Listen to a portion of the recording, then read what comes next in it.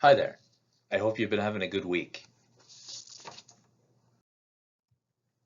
Now, before we interpret the ecclesiology of the Evangelical Covenant Church and the Church in general, that is, before we look with care on the way that the Church forms community, let us briefly review.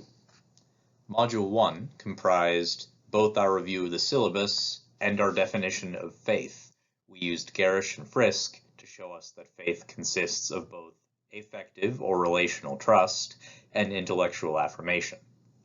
Next, in Module 2, we explored theology as a way of discovery, a pilgrimage where believers use scripture and tradition in order to act in just and compassionate ways. Thereafter, in Module 3, we investigated the identity of God the Father. There I claimed, using the Council of Chalcedon, Karl Barth, and Frisk, that God is the world's creator and ruler and is fully expressed in Jesus the Christ.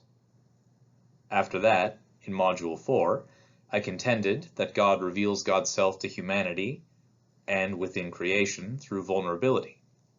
Now, Frisk added an orthodox cast to that portrait of God and revelation, whereas Nancy Eastlund allowed us to see that we can transform some ecclesial symbols, like Jesus, as the disabled God, to include people with disabilities.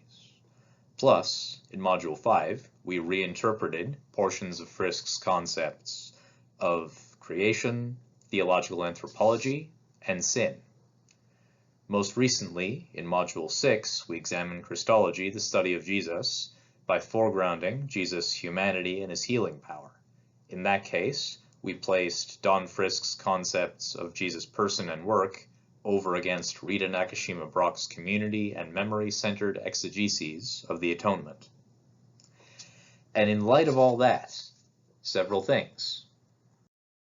First of which, congratulations, because this module represents the halfway point in this course.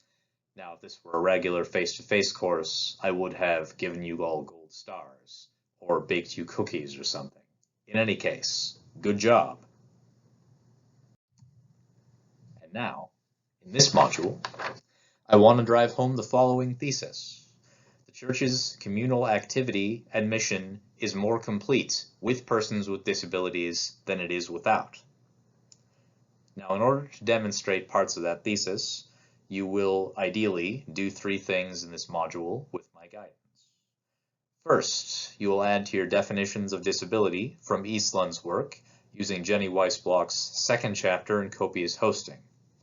Second, you'll use Weiss Block's fantastic phrase, the eschatological horizon, to explore Frisk's future-oriented examinations of mission and ministry.